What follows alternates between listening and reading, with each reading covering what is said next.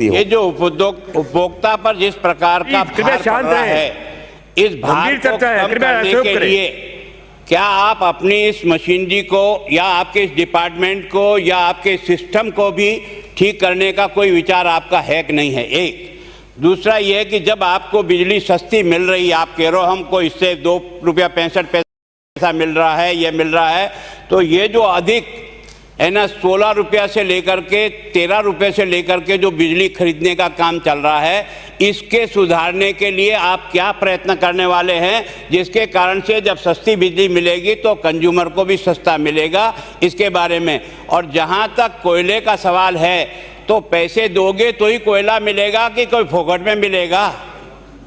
अगर आपने पैसे जमा करा दिए हो और उन्होंने कोयला नहीं दिया हो तो उसके लिए तो दोषी उनको बनाने के लिए तैयार हूं। कृपा करके ये बता दो कि उस समय तक आपका ड्यूज कितना था और उस ड्यूज को आप देने की स्थिति में कब आए, और जिसके कारण से आपको कोयला उन्होंने बंद कर दिया, जो गलती की तो वो बता दे। मैं सोचता हूँ सिस्टम को सुधारने का प्रयत्न करो।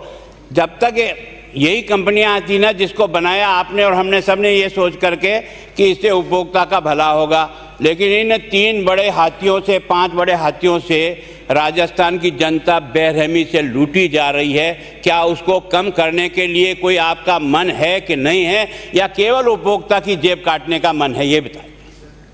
सभापति महोदय, माननीय मंत्री महोदय, एक साथ अपनी बात मैं बस पॉइंट देना आप।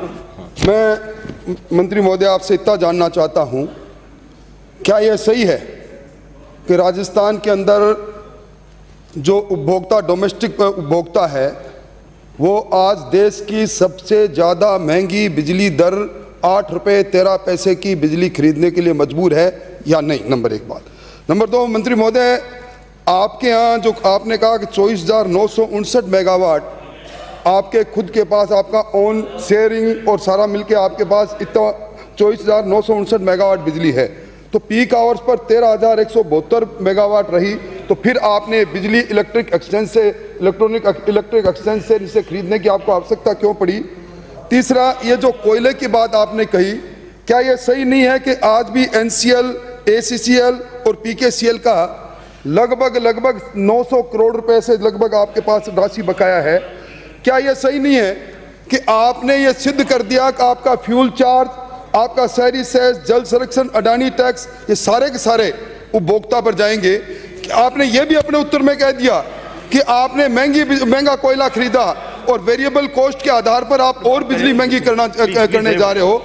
मैं समझता हूं, और साथ में आपने खुद ने कह दिया कि हमारे डिस्कॉम है जो आज 79,000 करोड़ के घाटे पर है, और आप इसमें सारा आपके सारे डिस्कॉम को जोड़कर देख लोगे, इसमें आप इसको भी जोड़ लेगो, आपके उत्पादन निगम को भी, तो ये घाटा पहुंच जाएगा आपका 1,37,000। ऐसी स्थिति के अंदर आपके पास क्या उपाय है, बताएं आप। आज भी दे लिया, कल भी दे लिया, ये भी दे लिया। क्या रिकॉर्ड पे लाना चाह रहे हैं? माननीय कल्ला साहब, वो 20 पन्नों वाला दोबारा पढ़ो आप। माननीय मंत्री उपभोक्ताओं की जेब काटने ये लाना चाह रहे हैं, उपभोक्ताओं के साथ अन्याय कर रहे हो। माननीय सदस्य प्लीज 1 मिनट। कोयले के दाम भारत सरकार बढ़ा रही है, माननीय सदस्य, भारत सरकार कोयले के दाम बढ़ा रही है, पेट्रोल डीजल के दाम बढ़ा रही है, रसोई गैस के दाम बढ़ा रही है।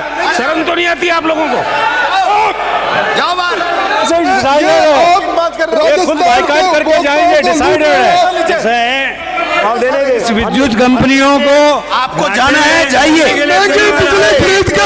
आपने उदय योजना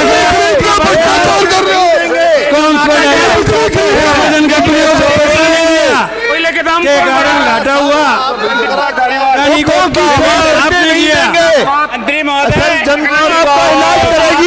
अनावश्यक खर्चों में कमी की है। मान्य कल्ला जी, चर्चा समाप्त। श्री शांति कुमार धारीवाल, चर्चा समाप्त। सभापति महोदय, अब इनकी बातों का जवाब जब मिलने लगा और मिलेगा, तो ये इस कोशिश में है कि कैसे न कैसे वॉकआउट कर जाए। भागेंगे, ये भागेंगे, यहाँ से भागेंगे। श्री शांति कुमार धारीवाल, भागेंगे आप, तो लिख के दिया करोगे,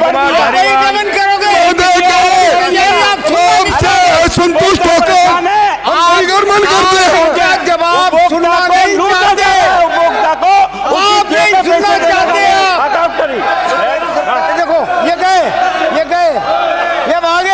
धारीवाल।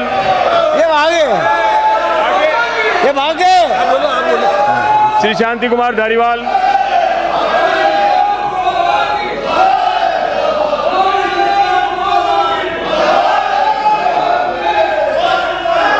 सभापति महोदय, मैं आपकी अनुमति से कार्यसूची में रखे गए उल्लेख के अनुसार गृह विभाग की 35 अधिसूचनाएं सदन की मेज पर रखता हूं। श्री प्रसाद लाल।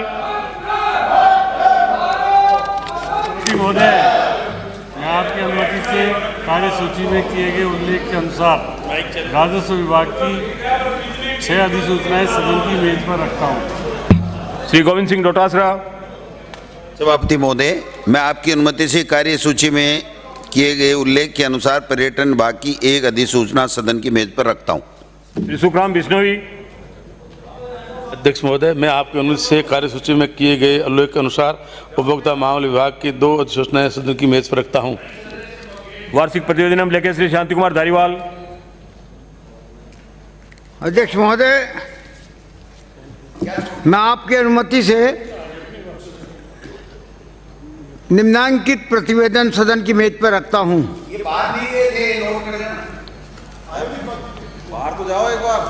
प्लीज प्लीज कृपया शांत रहे। माननीय मंत्री महोदय बोल रहे हैं। टीकाराम जूली बोलेंगे।